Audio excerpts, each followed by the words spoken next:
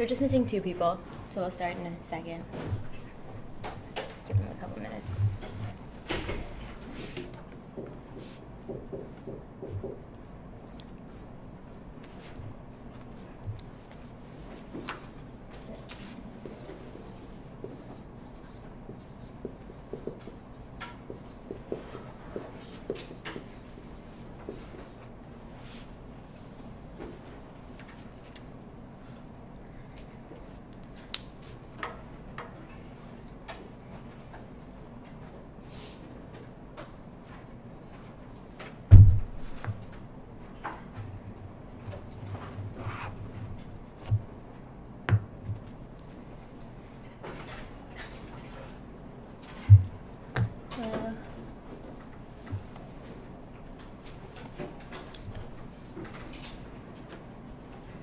Are you Samuel?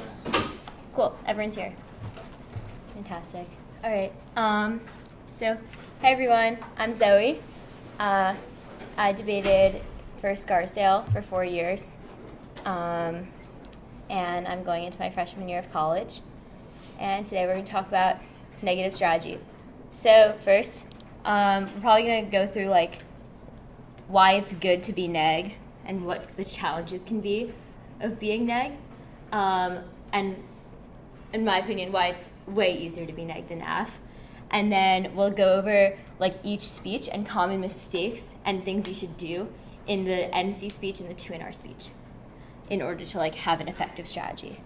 All right, so first, why is it good to be neg? Yeah. Time skew. Yeah, what does that mean though? It means that we have longer, more condensed speeches so we can get everything done in one speech and we don't need to worry about dropping arguments. Well, you should still worry about dropping arguments. As much. Yeah. Time skew. So you have longer speeches. So where's like which speeches, for example, like why does it matter that I have a 6-minute 2NR or a 7-minute NC speech? Yeah. Because you have 7 minutes to respond to the AC and make your own arguments, while the activator only has 4 minutes to respond to your 7-minute speech, and the same thing for the 6 minutes. Exactly. The 1AR is really difficult. It's probably the hardest speech. Depends on the person, but the 1AR is difficult because you both have to win your case and you have to deal with whatever layers the 7-minute NC is put on the speech. Yeah. Also, if the negative can provide one offense why the slow is preferable to the F plan, they win automatically. Okay, I don't know if they win automatically because there could also be other layers in the round. There could also be like a counter plan or something. But sure, it is good. It's hard to win because you have to have like if the app, for example, if the neg has a lot of outs or a lot of offense on different layers, it can certainly be difficult. What's another reason why it's good to be neg? Yeah. It's adaptive to the app. Exactly. Yeah, it's reactive or adaptive. So what that means is you can, hey, we're just going over like why it's good to be neg. Yeah. So if it's reactive, that means that you can formulate whatever strategy you want that's most optimal against the AC. So the AC doesn't know what your strategy is going to be. They go into the round blind. So they basically have to guess. And they have to pick the strategy that is most likely going to like exploit your weaknesses, adapt to the judge, things like that. But they honestly don't know what you're going to go for. So for example, an AC could read 4 minutes of offense and then 2 minutes of theory spikes and no K preempts. And then you could go for a K in the NC. So you have the ability to exploit weaknesses in the AC, which is something the AC doesn't have the chance to do. Next, I think, what are other reasons why it's good to be neg? They're sort of similar, but they're just general good things. Yeah. There's flexibility with the kind of arguments you get to run. Yeah, definitely. Flexibility with the kind of argument. So not just flexibility with how you like allocate your time, but flexibility with what you want to run. So it's reactive, but also you have a bigger range because you don't have a burden of being topical. You can read anything you want. It can be related to the resolution. It cannot be related to the resolution. As long as it somehow generates offense against the AF, you can read it. What's another reason why it's good to be neg? All right, I'll just give you some. How about prep outs? If you're negating, you can write a massive 7-minute prep out against an AF. I'm not saying that's how every round should go, because obviously many times you don't know what the app will be, or things will be changed in the app, and you have to have the ability to adapt. But if you have a prep app, you can read it, which is not something the app gets a chance to do because they don't know what the next round's going to be.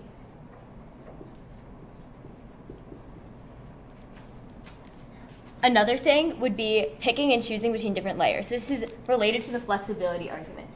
The fact that it's a bigger range, not only of types of positions, but of like the ordering of layers. Does everyone know what I mean when I say layers? Okay. Like different offs. Yeah, different offs. So raise your hand if you know what an off is. Okay, so quickly, an off case is basically just another sheet of paper that you have on your flow. So another sheet of paper that you need to flow, for example, you have an NC, but maybe another off would be a theory argument, or another off would be a critique, or another off would be a dissad or a counterplan. These are all different layers of the debate. So when I say layers, I mean there's always going to be the substance layer, right? So when I say substance, I mean like the case debate. So when there's a substance layer, that includes, so under the substance, it's like substance, I'm not gonna make a pyramid, but under substance it can be framework, there's the framework layer, and then there's the contention layer. So those are different layers. But generally, this is all blobbed together to be substance, especially if there are a lot of other off cases. And then above that, we have a bunch of different things it could be. So we have theory, we have critiques, but these things could also fall under substance. So for example, you could read a critique that is substantive and has offense about the resolution. So these arguments can function on various layers. When I say does everyone know what pre and post fiat are? Okay, so basically, fiat is like waving the magic wand and making the resolution happen, like making the plan happen in the imaginary debate world. So post-fiat is basically anything that happens in the imaginary debate world, right? So like the economy gets better, or poverty increases. Things like that are post-fiat impacts. Pre-fiat are like the things the debater is doing with the 6 minutes or 7 minutes of their speech time, physically and like with their speaking. It's everything that's like the entire picture of the debate round. It's like breaking the fourth wall. And a pre-fiat, for example, link to a critique would be something about your speech act and your representations. Whereas a post-fiat impact would be like, oh, in your imaginary world, this bad thing happens. So that's why we have, so pre-fiat layer, they can all sort of blend together, but theory is often also called pre-fiat because theory is arguments about what the debater did in round. Like it was super unfair that you read a conditional counterplan. That would be a theory argument because it's about what the debater did, not about what the debater advocated for. Okay, so next, there are a bunch of different layers you can pick between. So you can have, for example, you have your case, you have theory. You can read a bunch. You can also do something. You can read off cases that are difficult to turn. So I think this is a really good strategy. People disagree on what the best. So unturnable positions. Usually they're substantive, but they can be really useful because an unturnable position would be something, for example, like a really short NC where the framework is like probably pretty extreme. For example, like a Hobbes NC that talks about how like the sovereign is the ultimate decider and must like take away people's rights, for example. Like it's a fairly extreme framework, but therefore it's really hard to turn. So something like that, or like descriptive S standards. So for example, like a sentimentalism AC or NC that talks about like biological factors that lead to our emotional responses and things. Those are all very hard to turn. So they're strategic in the NC speech because you can read them for a minute, 2 minutes. I'm getting to your question in 1 second. So why would it be hard to turn if it's extreme?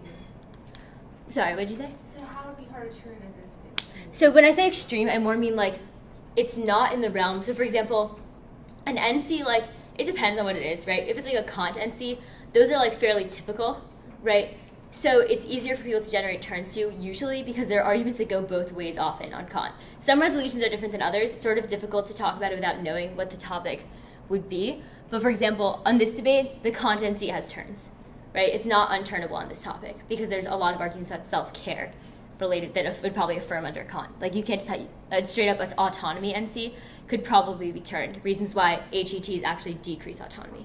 So for that reason, it's like, but for example, if you read a framework about how like technology is really good, it would be more, when I say extreme, I mean it filters offense extremely narrowly. There are very few impacts that matter under the framework, and those few impacts are impacts that happen to negate. Those are really strategic NCs to read in the round. Okay, another reason why it's good to be the negative debater is you can make the 1AR as difficult as possible, generally. You have all the power to give the 1AR a terrible time. There's a reason why there's a drill called Hell 1ARs. So 1AR, just like 1ARs are hard. So you should make them harder. You should never be going into a speech thinking, okay, how am I going to answer the AF? You should think that, but that should not be the only thing you think. You shouldn't go in and be like, okay, how am I going to answer the AF and read my NC? Instead, you want to think, how am I going to ruin the 1AR's life? Like, how am I going to make it so hard to have a coherent 1AR strategy? This does not mean that you should read 8 off or 7 off, right? Sometimes the hardest 1ARs to give are against one-off case, right? If someone reads a really strong critique or a really strong NC, and then just line by lines every argument in the AF, that can often be more strategic than reading like 6 or 7 off. Because it gives people outs. When you read that many off, you know that people aren't going to engage in them. When you read one off case, they have to engage to win. So we'll talk more about different ways to structure layers, but basically, when I say make the 1AR hard, I don't mean like read a bunch of things and overwhelm them. I mean just make a bunch of arguments and have as many outs as possible. Yeah. So is an off case not wins your case? Is it like a separate piece of evidence? So an off case is any new piece of paper that's introduced in the round. So when you're negating, you can read an NC, but you can also just read one off. So when I say one off, I just mean not the AF. You read a new thing, a new position, like a critique. It's not a counterplan. It can be a counterplan. Yeah. It's like any new piece of paper. Like when you're flowing and you need to take out more paper to flow in a new position, that's an off. Okay. So then the next argument would be, and then the last thing why it's great to be the negative debater that we'll get to at the end is the 2NR collapse. I think this is the best tool the neg has at their advantage. Even if you give a horrible NC, I think the 2NR collapse is so good that you still have a very strong chance of doing well. There were a lot of rounds where I would like sit down after the NC and be like, wow, that strategy was atrocious. But then the 2NR is able to pull out something because the collapse is so good. You have 6 minutes to make the 2AR as difficult as possible. Next, so now what are the challenges of being neg? It's good to be neg.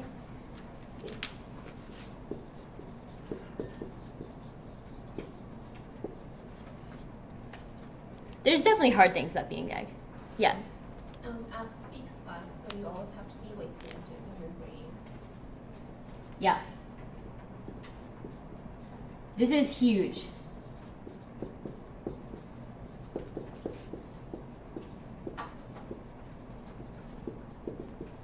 This is super important because the 2AR is something you do not have the chance to respond to. So you need to shield against it as much as possible. You don't want to just say, I'm going to give a winning 2NR that seals the ballot. Because you have no idea what the 2AR is going to do and you have no way to respond, shield against it. Right? The 2AR could extend a conceded argument in the 1AR that you did not flow. And that's happened to me before. And that's like really not fun. So it's better to have as many shields as possible against everything else. So we're going to talk about 2NR strategy in a second. But first we're going to finish doing other general challenges of being neg. Yeah. Yes.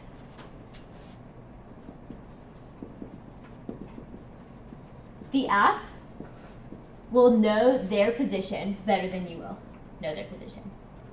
That's true like 95% of the time. Unless you read the exact same app and they stole it and read it against you, they're going to know their app better than you know their app. They're going to know the strategic outs.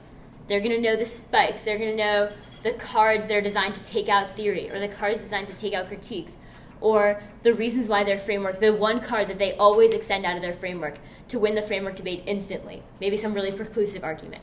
They know all of these things, and you do not know them. So you don't have access to like their strategy brief or their front lines. So you need to make sure that your strategy is reactive enough that it's going to create shields against like tricks out of the AC, but also that you should also put yourself in a position where you end up going for positions that you know well, where you end up doing things like going for a critique where you really know the role of the ballot, or going for a theory argument when you like feel really comfortable on theory. You want to have the debate, you want to give the NC you want, so the NC you give should be based on the ideal 2NR for you. If you feel most comfortable giving a framework, having a 2NR that's just like devastating on framework, don't read 3 theory shells because you're not going to get to the framework debate. If you really want to have a good critique debate, you should make sure you don't accidentally weigh and say theory comes before the critique, or concede their, or you don't want to concede their framing. Things like that, where you want to make sure that you are having setting up the debate you want for the 2NR. Next, so I sort of said this one. So also just like shielding against AC tricks. And when I say tricks, I don't just mean like a prioris or skep triggers or theory spikes. I mean like anything in the 1AR that's like their silver bullet. So any framing argument that's like really preclusive, or any reason, maybe for example, try or die framing in the AF. So that's basically arguments of like there's a structural violence AF, a try or die framing might be something that's like, even if this doesn't work, the status quo is so horrible that we need to try. Even if there are turns, sometimes try or die framing is used to get out of those turns. The next one, this is something I sort of already got to, so balancing layers.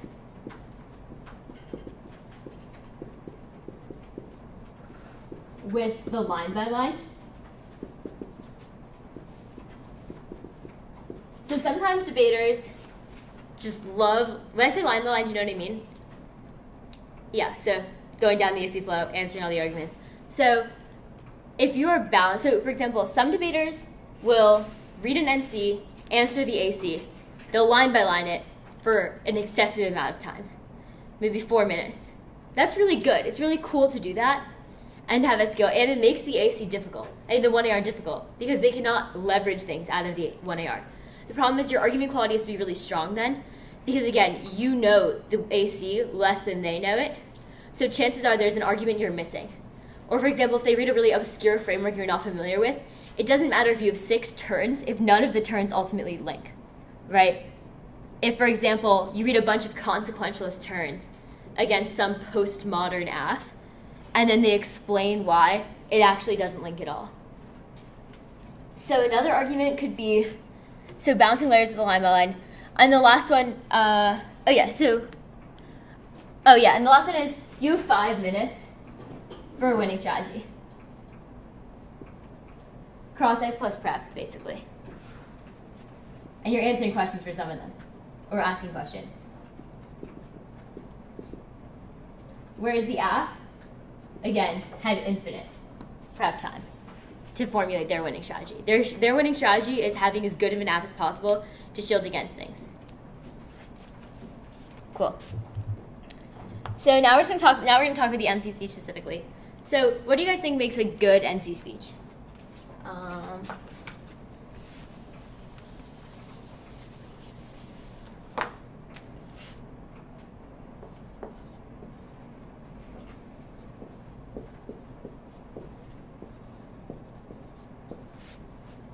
Yeah.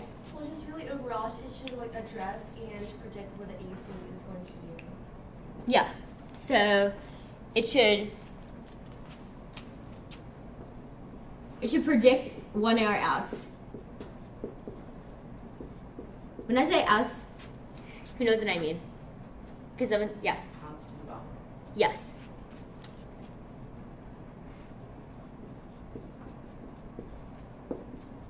What are they? Outs. What? Would you say that? What were you asking him? I was asking him what outs are. Oh, what is it? Outs are when you protect. So outs are different. Actually, can you just repeat your response? Yeah, It's good. It's pass to the ballot. Pass? Pass to the ballot. Okay. So an out, for example, would be a contention argument that is good. And like, for example, if you win a framework argument and a contention argument, that could be an out. Or another out could be a theory spike. Or another out could be performative offense. So for example, if someone reads a critique that has both offense from both offense from their advocacy, so both offense for like why the policy they implement is super good, and maybe performative offense, so reasons why maybe they read a poem, or maybe they just start talking about how their speech act in the debate space is really important, that's another 1AR out. Okay, what else? What makes a good NC speech? So we said predicting 1AR, that's stopping them. Let's be specific in terms of how we do this. What are good ways to make the 1AR hard that are concrete that you can implement in round? Yeah. Preemptively answer arguments that might make them Yeah. So if you read theory, for example, against an AF with a roll of the ballot, you know they're going to they might answer theory, but they're also probably going to try to use the roll of the ballot against theory, against the voter section, for example. So you want to make sure that you preempt that. So sort of off of that, weighing. This is something I can't stress enough. I'm putting it in all caps. And I know everyone always says to weigh, right? Everyone says that that's their main tip, weigh between arguments. But in the NC, this is so important because you have the opportunity to be extremely blippy. In the NC, for example, you could make 3 weighing arguments under every piece of offense because you have time. And you have the ability to pre-write things. So part of the NC will obviously always be extempt and obviously be reactive unless you have a prep out. So that's something that's unavoidable, but you know you're going to read some pre-written things. For example, even if you extempt a theory shell, when I say extempt, I mean like talk on the fly, if you didn't know what extempt meant. But when you have a theory shell, for example, that you extempt, you can still pre-write weighing for why theory comes before a roll to the ballot. Or if you have a framework NC that's like really fill heavy, you can have reasons why your justifications for the framework outweigh theirs. And these are easy 2NR outs where if they're conceded, even if you're like on the wrong side of the issue in terms of like which framework is actually true or whose responses are better, if you make reasons why, for example, your util justifications, like your good in card that has like actor specificity impacts, because actor specificity outweighs under any framework debate, maybe that would mean that even if you're way behind on the framework debate, you can still win. Even because like it's basically like a tech over truth claim. The NC is usually on the side of tech. They can also be on the side of truth because they have a lot of times to prove their arguments true. But you know you're going to be on the side of tech if you try to be efficient and if you have enough different arguments in the round. So weighing is like something I'm going to double star because also in the 1AR, how many times can you think back and think about line by lining weighing arguments when you gave a 2AR and when you gave a 1AR? It's really difficult to think of a time when you actually responded to weighing arguments. Usually what I did at least was hope that there weren't too many of them. Eventually I learned to answer some weighing arguments, but I know that I would hope that there weren't too many of them, make answers to the claims, right? Not make answers to the weighing underneath them, but just like hopefully prove the argument false. And then if they make weighing in the 2NR, in the 2AR, just like explain again why the argument is false, right? I couldn't have the option to weigh my arguments against theirs. I would just have to make sure their arguments were false.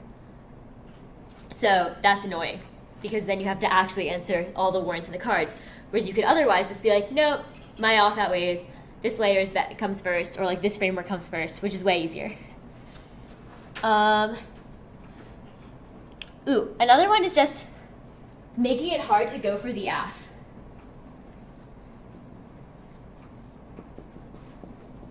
Because that's like the home court advantage.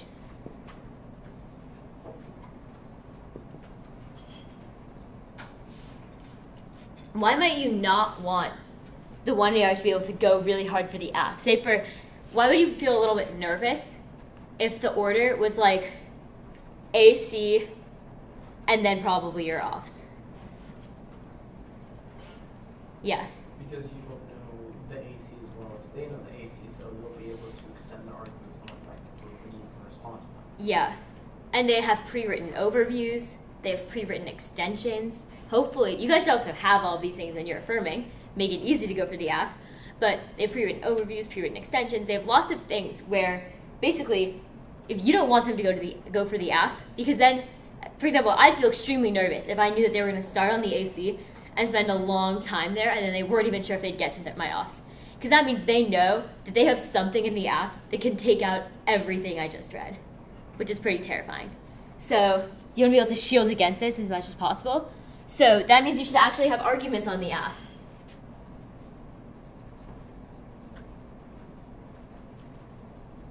I sometimes fall into the trap of reading too many, up-layering too much, reading too many other things like theory or frameworky NCs or like a truth testing roll of the ballot, things like that. But I would forget to actually spend time answering the arguments in the AC, hopefully just trying to preclude them. And I think this is a big problem because if you don't, I think a good rule of thumb is if you're not spending at least a minute on the app, that's the bare minimum. You should be spending more than a minute.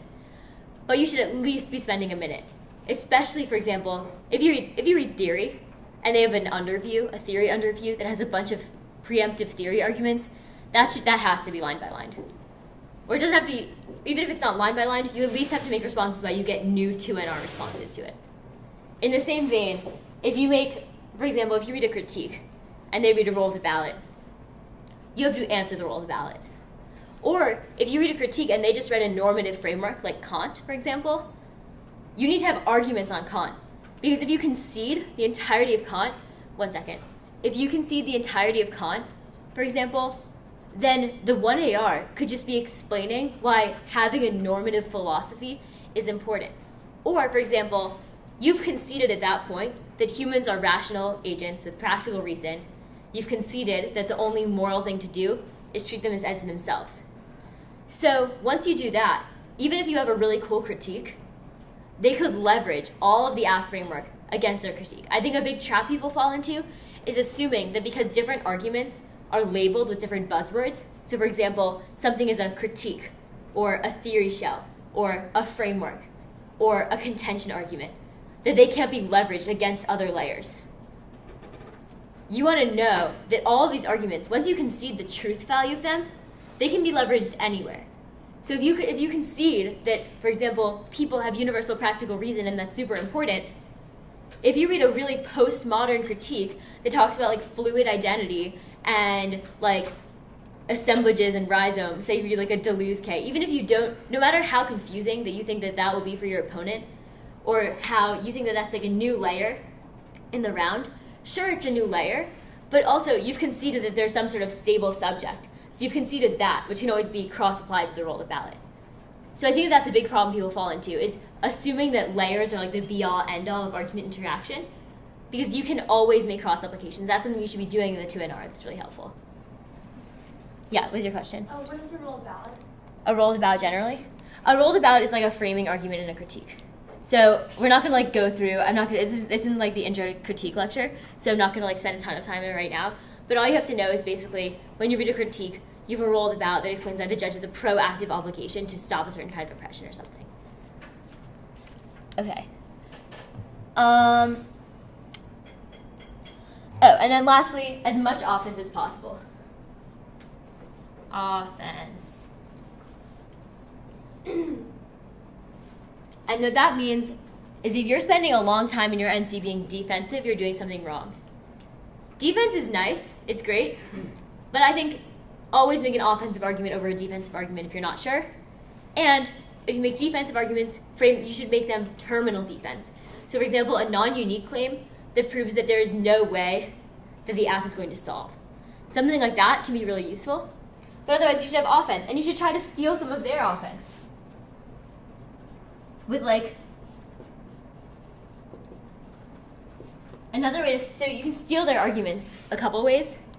The first might be if you hijack an argument. So if you explain why, for example, if there's a link chain, right, with a framework syllogism, it's X, Y, therefore Z or something, right? A framework hijack would be, okay, I agree with your first two premises, but I think it comes to the conclusion Q instead. Something like that is really useful because you don't have to answer. You prevent the limits. You're basically neutralizing these two pieces of offense on the framework debate that the AF could have gone for. Usually the AF can just extend their premise and be like, this precludes because ontology, or this precludes because I'm the only one who's actually solving for skepticism, or something like that. But if you neutralize these two premises and you just change the conclusion, then they have to go really hard for just one argument. So basically, by conceding to things strategically, you neutralize them as outs that they can leverage against you. You know what I mean? Okay. Another way you can steal offense is through things like counterplans. I'll say it here. Especially picks. So arguments were basically, so one good example of this would be like on the autonomous medical choices topic, just a little while ago. You guys might not have debated then, but on the autonomous medical choices topic, sometimes people would read whole resolution AFs where they explicitly defend that adolescents have the ability to make all medical choices independently, right? And then they would read it just specific pieces of offense against certain things. So for example, hormone therapy, they would just read all their offense about hormone therapy. The pick that was really strategic and probably like true in terms of like answering the AF was just let adolescents make medical choices with hormone therapy. You've stolen all the offense at that point. And it is competitive because they've explicitly defended all medical choices. And if your counterplan is just hormone therapy, then you can read reasons why other medical choices might not be good ideas. And why there's certain medical choices that maybe parents should be able to make the decision on. So at that point, they can't be like, no, but hormone therapy really needs to be independent. Because you can be like, yes, hormone therapy does need to be independent, but then there's this disadvantage to some other form. You've stolen all their offense at that point. So steal offense. It's not cheating. Okay. And then lastly, common mistakes. I'm just going to say them like, oh, yeah. So by doing that, you still, you're still making offense, right? Even if you concede to, 1 point. Well, I'm not saying you concede. So you're not letting it be offense for them anymore. It's your offense now. Okay. You've stolen their offense. So basically, if they read reasons why hormone therapy is really important for people to be able to decide independently, that's also offense for you. You're like, yeah, it is. My advocacy is that people can do that. People can use hormone therapy independently. So the offense is for both of you then. So then all you need to do, then it's no longer offense for either of you, basically. It's basically, you've co-opted their offense, and then you can make other reasons why the rest of their plan is bad. So picking out of something is like picking one specific thing and making reasons why the rest is bad. Okay, next. Common mistakes. Having too few outs. I think not up layering when it's really probably better to. Like, I know some people really just like to engage in the framework debate, or I think the judge will be really happy if they just read an MC and answer the AF. That's true sometimes, but some of the most muddled rounds that I've judged have been one-off case debates where people just read, for example, they read a critique, or they read a framework that's pretty dense, and they just engage in the framework debate, because then at the end of the round, you just have arguments filling every column of the flow on one specific off, on the AC, right? And the judge then has to just decide who's winning each argument. And if there's not a lot of weighing, those can be extremely difficult. If each person wins a different piece of offense under the framework and they're not weighed against, that's atrocious to evaluate. So it's way better to have, if you think that you can cleanly win layers, absolutely engage in them. And you should engage in them. And you should engage in them to the extent that you prevent them from leveraging their offense against whatever you read. But you should not be going for things like just engage in the app because you're scared to up layer. Never be scared to read more offs. Another mistake that people make,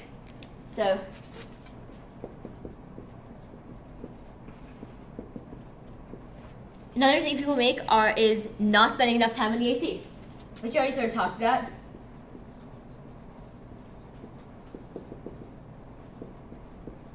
I'm sure your neg positions are all really cool, but if you don't answer the AF, you're basically done, because the AF also thinks their position is cool, and maybe you'll get lucky and they'll concede framing arguments that you make on your positions. So maybe they will concede that fairness comes first. Or maybe they will concede that the critique matters more. But you can't bank on it, and you need to answer the AF and spend time on it. It's really frustrating when people had time to answer the AF. They read 3 off, and they had time to answer the AF, and then they just read another off. And also not thinking about the AF. So not adapting your strategy or changing it whatsoever. So for example, if someone always reads a critique about how abstraction is really bad, right? And they debate against a new framework. And they're like, oh, this framework has a lot of long words. We should probably just read abstraction bad again. That's probably a bad call because it could be a framework, for example, like Deleuze or something, that is actually not abstract, but because it addresses or it could be abstract. I'm not going to take a stance on whether or not it's abstract, but basically arguments that instead talk about there is this concrete form of violence that the framework is solving, even though it has a lot of long words. So not adapting your strategy is a problem. So assuming that upplayers take care of things that they don't. Next, giving an easy 1AR theory option. I think that this is really underthought about. If you read 5 conditional counterplans, you've stolen a lot of offense, so that's good. You have a bunch of outs. You prevent them from going for the AF, right? You're doing all the things that I've already said you should do. In the 2NR, you can collapse to any one of the 5 counterplans. The 1AR is going to have to split their time. It's going to be super hard. They're going to have to spend less than a minute on each counterplan. They can't go for the AF anymore because you've stolen their offense and they can't go for their framework because all of your arguments link into their framework, right? All of these things mean that it's an amazing strategy based on what I've already said. But it's not because you've given them a ridiculously easy 1AR theory out. If they can just read arguments about why your strategy was incredibly unfair and you haven't shielded against it, that puts you in a really bad place in the 2NR. Because then the 2NR is forced to uplayer, and basically the 2NR is forced to restart and lose all the arguments they made in the 7 minutes of NC speech time. Does that make sense? Because which part? Just how you lose your points. Okay. So basically, if someone reads 1AR theory, that means that now the debate comes down to who's being more fair and which interpretation is the most fair. So if you read if there are counterplans, then if your NC was entirely counterplans, we don't care about that anymore. We don't care about offense of the framework insofar as there's a higher layer in the debate. Next, we have, easy 1AR theory outs. Letting the 1AR do weighing that you should have done. I'm not going to write that down because it's sort of in this part. Implicit in weighing. Don't let the 1AR just make new weighing claims about why all their layers come first. And lastly, having a 2NR where you have to beat 3 minutes of 1AR speech time to win. So in the NC, you've set up a situation where you just for example, if you go NC-AC and your framework isn't that good, or if you go NC-AC and your NC is really turnable, right? If the 1AR then is just 3 minutes of turns to the NC, and then maybe some arguments, maybe a new theory shell or something, that puts you in a really tight spot in the 2NR. Because you can't cleanly go for any one of your layers. You can't go for turns anymore, for example, to the AC, because they've neutralized that layer. So you want to make sure that you're setting up 2NRs for yourself where you can cleanly win something and then spend the rest of the time making the 2NR harder. So that actually brings me to the 2NR. What's good in a 2NR? Actually, any other questions about the NC speech? Strategically thinking. No? All right.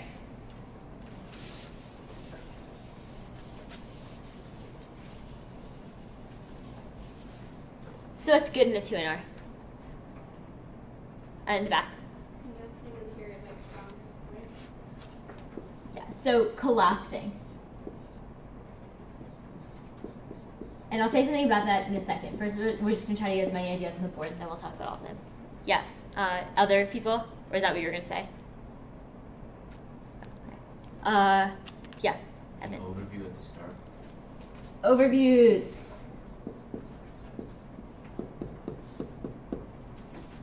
And collapsing also deserves exclamation points, actually.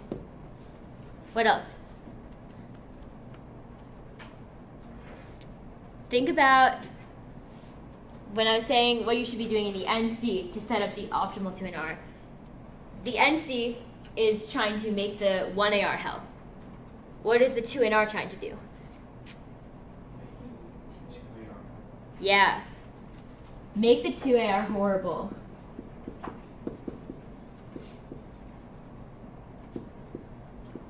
Sometimes, when you're the negative debater and you're thinking strategically, you're sort of just like evil in prep time. You're just thinking about how to like make the AF debater miserable because the time to use is awful, and you just want to exploit that so much. Like there have been rounds when I've affirmed and I've walked out and I've just been like, wow, it is so hard to affirm, right?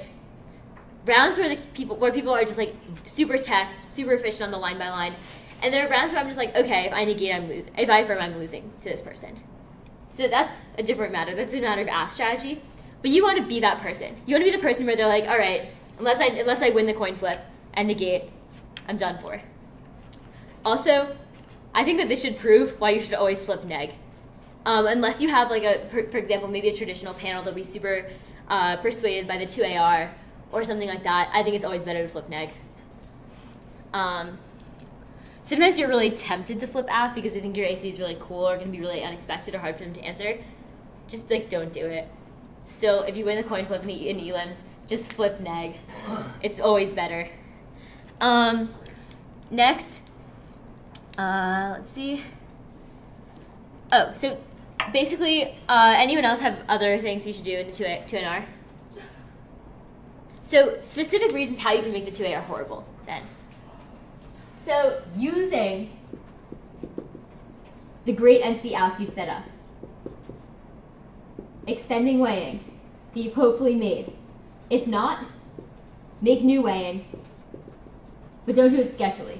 Don't make like 5 new reasons why fairness comes before theory. Instead, try to leverage arguments that already exist on the flow and somehow finagle them into being like possible weighing arguments. Or for example, if you had an argument on one contention that they've conceded and then they just extend another contention, make a reason why that first argument that they conceded might also take out the second contention.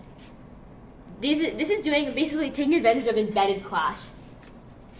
This is a judge preference thing. So some judges really hate embedded clash, and I understand why, right? It's new. The 1 yard didn't have a chance to answer it. It's probably unfair, but you have to do it in a way that makes it seem reasonable. So make it seem like obviously these two arguments interacted the entire time. Obviously, my critique interacted with the offense to the AF. If you read a structural violence AF, and I read a critique about how you're really capitalist, right? Obviously, that's like the link would turn the AF, right? You make embedded clash reasons. But even if I lose my framing, like obviously, if you're trying to be less oppressive, we should be less capitalist as per my impacts. Even if I lost my framing, things like that, where you try to make new reasons why it's been apparent the entire round that we should have had some sort of conception. Cool. So. Wait, I'm so not sure what embedded clash is. Okay, so who wants to explain it? Megan. It's where you don't quite explicitly say that there's interaction between two arguments, but then you extend them or like draw implications from it as if they're like you like have signposted there. Yeah. So like, for example, if you read a bunch of reasons why, if they read a policy-making AF, right? Like they advocate for a policy and a bunch of impacts why that solves like real-world material violence, and then you have a K that's like a cap K, right? And you talk about why, a critique about how the AF is like engaging in capitalist politics and how capitalism is really oppressive and it's the basis of all oppression, and then you roll a ballot about why we have to reject capitalism. Maybe you don't explicitly say that this is a reason why their method of using the state is bad, right? So in the 1AR, they just extend their reasons why advocating policies is good. And you never explicitly said, obviously advocating policies is bad because I've already spent 3 minutes justifying why the state is super capitalist, right? It would be embedded clash in the 2NR to be like, okay, state's super capitalist, obviously, like, their outs, when they just extend a couple cards about why we have to use the state, are not going to answer that. That's embedded clash. So should you? Oh, sorry. There's someone raising his hand in the back. Just a quick question. Why is it strategic to collapse in your 2NR if you have multiple conditional counterplans? Because if you extend all 5 of them, the 2AR can't possibly... You cannot extend multiple conditional counterplans in the 2NR. I'll explain why in 1 second. Okay. But basically, that is like the idea of like condo, right? Is the idea that you can collapse to any one of them. Extending multiple conditional. I'll just talk about that in 1 second. First, do you have a follow-up question about embedded clash? Oh, so is it like not really directly engaging in what? So you leave like you try to like undermine their idea, in your 2NC. So, sort of. I think that a better way to phrase it would be, do you know what a cross application is? So a cross application is when you take an argument from your position, right, and you say cross apply it onto theirs when you're answering it, right? It's like, remember this card answers it. You make that explicit on the line by line of the AC. So instead of doing that cross application, you do it in the next speech. So it's basically doing new cross applications. Okay, anyway, let's go back to so quickly with the collapse argument, I just want to first explain how 2NR collapse should function, and then we'll talk about why you should not collapse to 5 conditional counterplans. So I think the like best way to structure 2NR is overview, then explaining exactly what you're going for to your judge. So I don't understand when people are like, oh, I don't want to like be honest that I'm losing an issue, right? I think it's bad. I think it's way better to instead be like, okay, overview. I'm obviously behind on this layer, but I'm not going for it. It doesn't matter. They're going to get up and go really hard for the theory debate. They've conceded 4 reasons why the critique comes first, right? Something like that might explain why you know what you're losing, and you know what the judge's thought process is going to be on those issues, but you want to explain why that doesn't matter. And why instead, the 2AR is going to go for things that are going to be totally ludicrous and won't actually affect anything. So there's going to be an overview that explains your ballot story. So like overview, when you first look at this round, you're going to have to resolve the framework debate, whether util or deont comes first. I've won this debate based on a couple conceded justifications that I'm going to extend very cleanly in a second. And I went 100% offense because you've conceded this like weighing argument with like why extinction comes first, and you've conceded an extinction scenario, right? You make an overview like that explains exactly how the judge should evaluate it. Or it can be more complicated, like overview. You've conceded that, and also if I say jargon that you don't know, just sort of roll with it, because I'm not going to like stop and explain everything right now. But basically, like the NCAC debate should be pretty clear of how that overview should function. And if people know how like a messy theory debate might function, your overview should be something like overview. You've conceded that meta theory is on the same layer as theory. As long as I win my T-shell, I have 100% strength of link back to textuality. Or some argument like that, where you just explain your ballot story and why you're winning in a very clear manner. So you explain why it doesn't matter that you might be losing one theory shell really badly. Or it doesn't matter why you might be losing the whole contention level of the Kant debate, right? Why instead you are clearly winning. So why their layers and their 2ARs aren't going to matter. The next thing you should do is win what you have to win. Win the path of least resistance.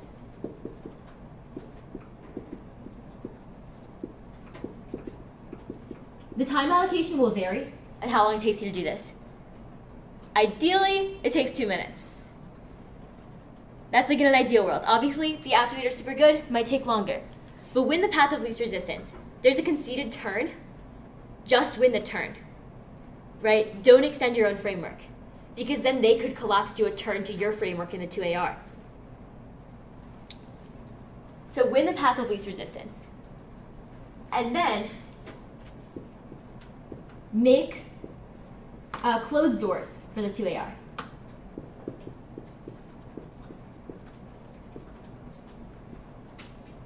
And I think that's basically that's the ideal 2NR structure. Because you want to start at the top by winning what you need to win.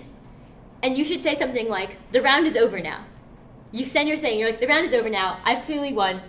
my turn to the AF. It doesn't matter what they go for. They can't go for the AF, even if they prove they need to win the AF to win the round. I have a conceded turn there. There's no way they're winning. But anyway, let's extend theory. It's a no-risk issue for me. Make sure that when you close 2AR doors, you don't open doors for them instead. So for example, if you've won, for example, that if you read a theory shell and they read a reason why theory is really like bad and like exclusionary, right? And it's like reason why you should lose under their roll of the ballot. But you have a reason, you have another critique about why they should win, why you should win under their roll of the ballot, or why you should win under your own framing, and you've won your roll of the ballot. You should just be extending the critique and then maybe making case answers to the roll of the ballot and weighing about why theory isn't a reason to drop you, right? Maybe a reason why theory, this is just a reason to reject theory, not a reason to proactively vote you down.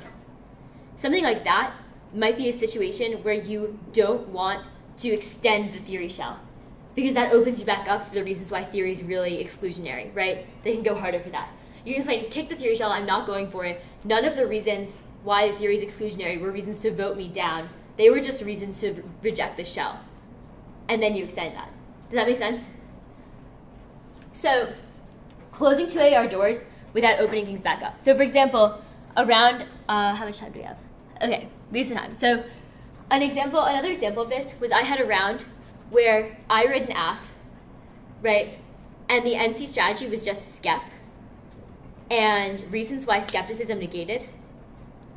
And this is actually a bid round, but it was reasons why skepticism negated, and then turns to the AF, and I affirmed. My 1AR was atrocious, okay? I made a bunch of random answers to skep, and like 3 reasons why skep affirmed instead of negated, and I conceded 2 case turns. My time allocation, I don't know what happened. My time allocation was really bad, because I spent a ton of time on the framework debate. So that was a really bad 1AR. But the thing was, the 2NR won the round for me, because the 2NR got up, extended the case turns, right? Extended the path of least resistance, but then decided, you know what, I'm gonna make the round even harder for her, so I'm gonna close some 2AR doors. So I'll answer the Kant framework again, and I'll re-extend skep. So then, he conceded 1 reason why skep affirmed. So then in the 2AR, I was able to just extend the reason why skep affirmed and win the round, even though I was absolutely losing after the 1AR. So this is why in the 2NR, sometimes don't go for too much, because if you go for too much, you might accidentally open doors back up for them.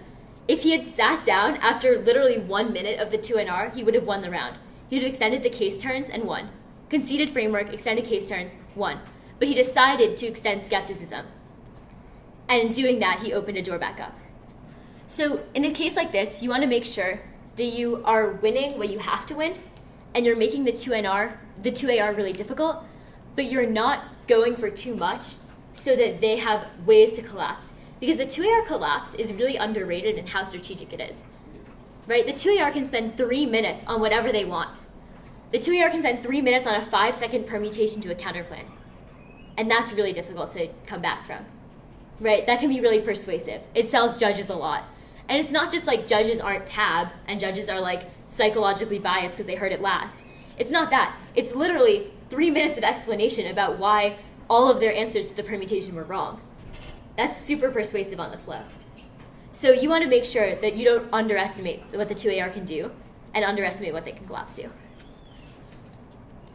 Yes? Like you shouldn't feel pressured to fill all 6 minutes in the 2NR. I think you should fill all 6 minutes usually, but I think what you should do instead is, for example, in this round, it would have been like a face crush if he had extended the turns and sat down. So something like that. But like as a general rule of thumb, if you aren't sure, I would fill all 6 minutes of speech time, because the 2NR is such an advantage. Why wouldn't you want to do that? It's because this round had so few layers that was particularly strategic. But in normal rounds, at least putting defense on all their other possible outs is probably a good idea. Okay, so who has questions? Yeah? Okay, so if he had just sat down and not talked about skep, couldn't you just extended your skep Skep turns why Skep voted aft anyway? No, because if he had just conceded the framework, I don't have access to skepticism anymore. I extended my framework in the 1AR. So basically, in order to win turns, win on offense to any sort of given framework, whether the framework is skepticism or some other framework, that framework needs to be extended throughout the round, right? That's just true, right? There needs to be whichever framework, the way offense works in debate is whatever framework is won is the framework we evaluate offense to. So if you don't win, if you at that point have conceded a framework, that is the framework that matters in the round. They don't have access to the turns to it anymore. Let's say, I'll think of a more simple example. So how about this? If I read a util framework, right, and then you read a Kant NC, and we have a really intense framework debate, and I have one turn under your framework. If in the 2AR I concede your framework and extend the turn, your framework is what matters, and the offense under the framework. So maybe you have contentions that are winning under your framework. That's all we care about too. Basically, once the framework is conceded by either debater, it can be extended by someone and dropped, or it could be explicitly conceded and extended for someone. You cannot evaluate that layer anymore. That framework that is the framework that someone, if I read a framework and concede to yours, my framework, that flow's thrown out. That offense doesn't matter unless someone made an explicit reason why, for example, my turns to util also turned to Kant, or also were reasons to vote app under Kant. Unless there's some other cross-application under another framework, it doesn't matter. Who else? Anyone else have questions? It's 9:59, so basically we've had it pretty well. Nope? Okay. Thanks for coming, guys. Thank you. Thank you.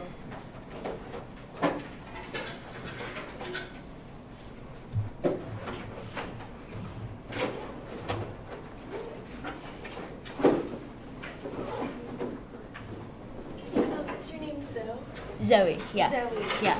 Were you the person who was debating, was it on Monday in the upstairs lounge? Yeah, I was debating Rocky. Okay. Yeah. Do you have a computer copy of what you debated and your case? Oh, that's what you're debating. A copy of, I don't know if I can send you that actually. Do you want it as prep? Just to see how a case should